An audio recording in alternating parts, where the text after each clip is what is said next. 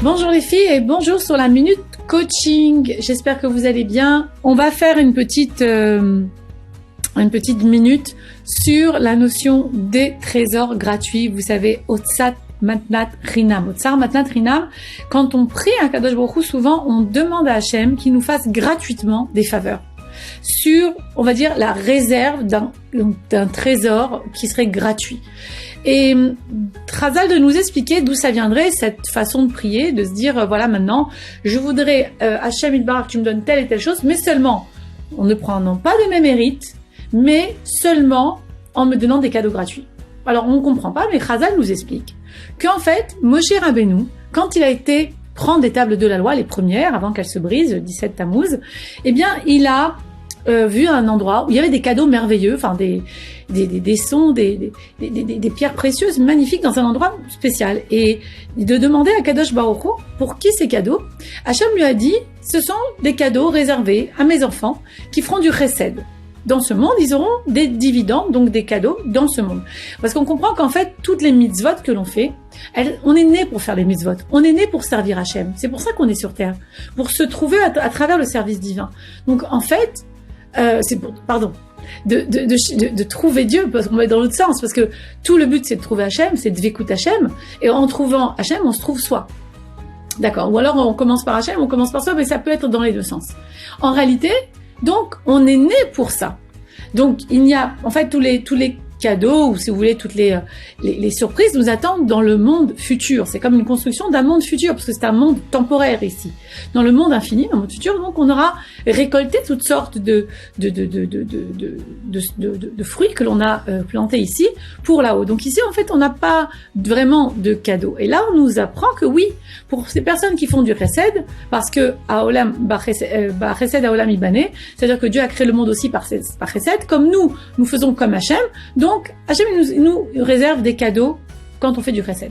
Très bien, on est content, super. Donc, quand tu fais tzedaka, tu sais qu'ici sur Terre, tu peux voir les dividendes. Tu as un capital gardé pour le monde futur, mais tu peux voir des belles choses. Moi, j'ai vu des gens qui, grâce à la tzedaka qu'ils ont donnée, ont changé du tout au tout de leur situation financière. Ils n'avaient pas de moyens du tout et ils sont devenus vraiment des gens riches grâce à la tzedaka qui donnait sans arrêt.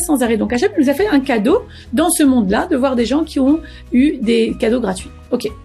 Donc, l'étape de la loi se casse.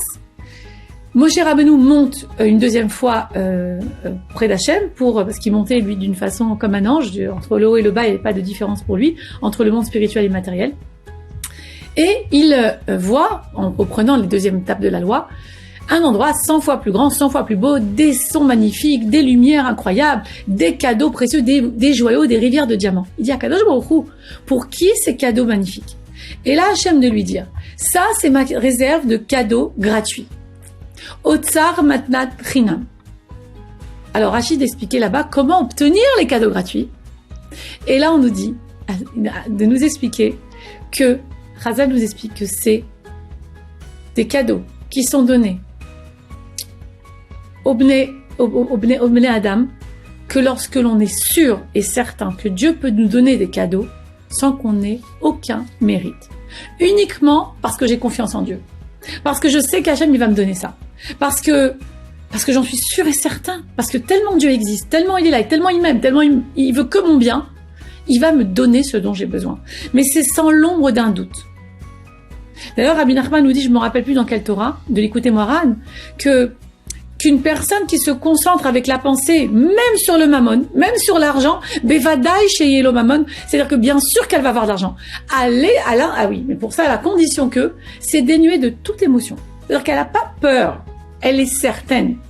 Donc, à partir du moment où tu sais que tu peux demander à Kadosh Baruch Hu ce dont tu as besoin, sur cette réserve de cadeaux gratuits, ce que vient d'apprendre Chazal ici, bien ça veut dire qu'en fait, dès que tu n'as plus peur, que tu as un problème, n'importe quelle galère qui t'arrive, n'importe quelle épreuve, que tu veux t'en sortir, tu demandes à Hachem Yitbarach, moi, j'en suis certaine, tellement que ça me met un sentiment de sérénité. Ça, c'est le bitachon. Le bitachon d'Hachem, c'est un sentiment de sérénité intérieure à toute épreuve. Devant n'importe quelle épreuve, je ne ressens pas l'émotion du stress, de la peur, du doute, car je sais que c'est bon pour moi et qu'Hachem va me sortir de là de toute façon. Peu importe dans quelle situation, j'ai aucune idée. Mais de toute façon que c'est bon pour moi. Et déjà ça me rend heureux, c'est dénué d'émotions. Alors Hachem Ibarek dit, moi je prends sur moi maintenant de te donner tout ce dont tu as besoin, mais gratuitement, sans te faire de compte. Tu fais pas Shabbat, tu clouves pas la tête, sans faire de compte. Alors les filles, il faut y aller, il faut s'entraîner. C'est un entraînement. La Emouna, c'est comme un muscle. C'est pour ça qu'il y a des coachs en Emouna. Parce que il faut s'entraîner sans arrêt. Et c'est jusqu'à 120 ans parce que on monte, on tombe, on monte, on tombe, comme un cœur qui bat. Donc on y est, on y va, on bosse. Et on est là pour ça. On le fait ensemble, les filles. On est ensemble, vous n'êtes pas seuls. À très vite.